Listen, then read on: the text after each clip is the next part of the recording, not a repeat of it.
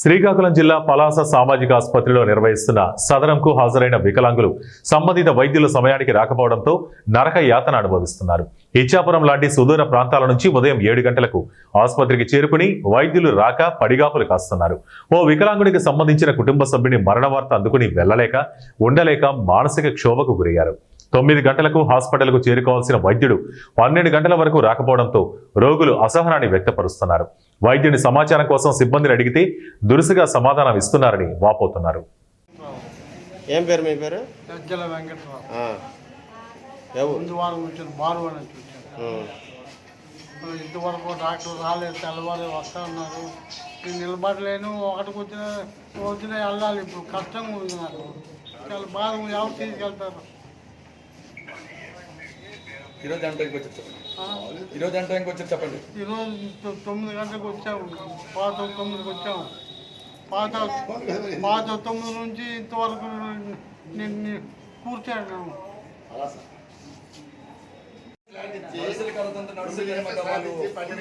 లేకపోతే వికలాంగులకి ఎందుకండి కారణం?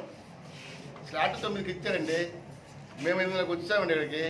అయినప్పటికి కూడా ఇప్పటికీ ఒకరికి కూడా చూడకుండా, లేకపోతే వాయిదానే వేయాలి, ప్రైవేట్ ఇల్లు రాని చెప్పేసి వాళ్ళు ప్రైవేట్ క్లినిక్లో వాళ్ళు వైద్యం చేసుకొని తర్వాత సుఖపడి మాకు సూపరింటెండెంట్ గారు కూడా లేరు అందుబాటులో. ఓపీలు ఉండే వాళ్ళు ఎవరు చెప్పట్లేదు. నర్సింగ్ విభాగం వెళ్తే సూపరింటెండెంట్ గారికి చెప్పట్లేదు.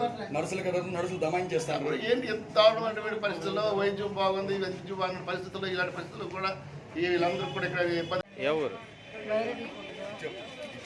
బృందావతి కొనుపుట్టుకు మా బావగారు కొడుకు చచ్చిపోన్నారు. వెళ్తామని ఇక్కడ పేషెంట్కి చూడలేదు, ఇక్కడ వదలలేము, వెళ్ళలేము. తెల్లవారు వచ్చాము, అతను చూసుకొని వెళ్ళిపోయినారు. కానీ చూసి వెళ్ళిపోయింది, మా పని అయిపోయింది కదా. ఎన్ని బాధలు పడి మనిషి గోల కూర్చోలేరు, పడుకోలేరు. ఇటు చూస్తాము, అటు వెళ్తామా, అంత దూరం నుండి వచ్చినాము. ఏదో వచ్చేవారు చూసి వెళ్ళిపోతాం, పేషెంట్కి సాగు దగ్గరికి వెళ్ళిపోతాం కదా. చనిపోన్నారు, అక్కడికి వెళ్ళలేము, పేషెంట్ కాడ ఉండలేము. ఇంట్లో మనిషి చనిపోన్నారు. ఎలా చేస్తాము, ఏం బాధపడతాము.